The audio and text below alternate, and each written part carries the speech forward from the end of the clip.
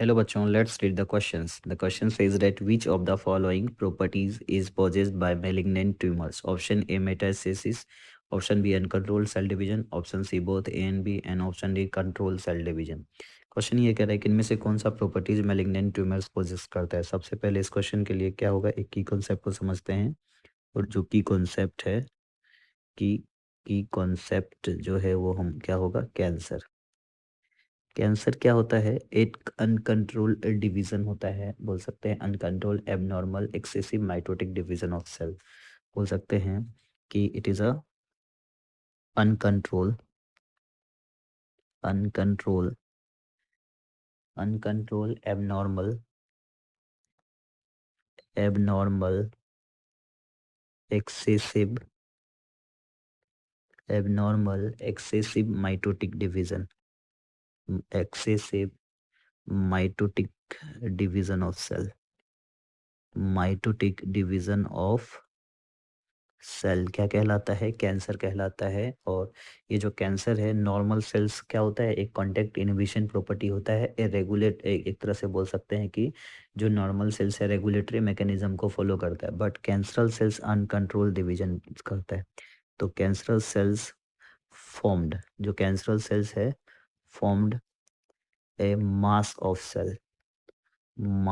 Cell और जिसको क्या बोलते हैं, ट्यूमर्स। ये मास ऑफ सेल्स बनाता है जिसको हम लोग बोलते हैं ट्यूमर। दो टाइप का ट्यूमर्स होता है, मैलिग्नेंट ट्यूमर्स और बेंजिनिन ट्यूमर्स।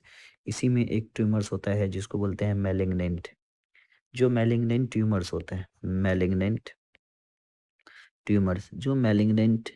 ट्यूमर्स होता है, वो ट्यूमर्स अपने एक जगह नहीं रहता है, ये अपने चारों तरफ टिश्यूज के फैलता रहता है। ये कहते हैं it is the mass of proliferating cells और ए ट्यूमर सेल। ये क्या होता है, रैपिडली ग्रो होता है और डैमेज कर देता है सराउंडिंग टिश्यूज को। कैसा होगा ये, rapidly grow very rapidly grow and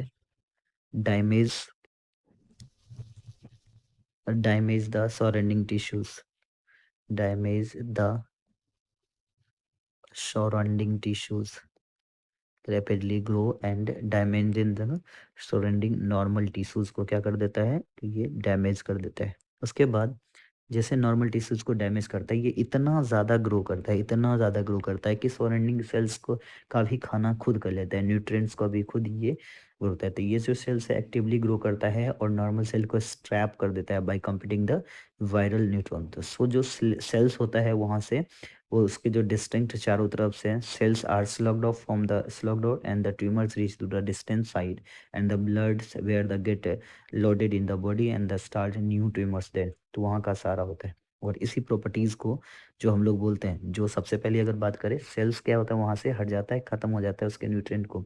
तो बोल सकते हैं सेल्स आर एक्टिवली ग्रो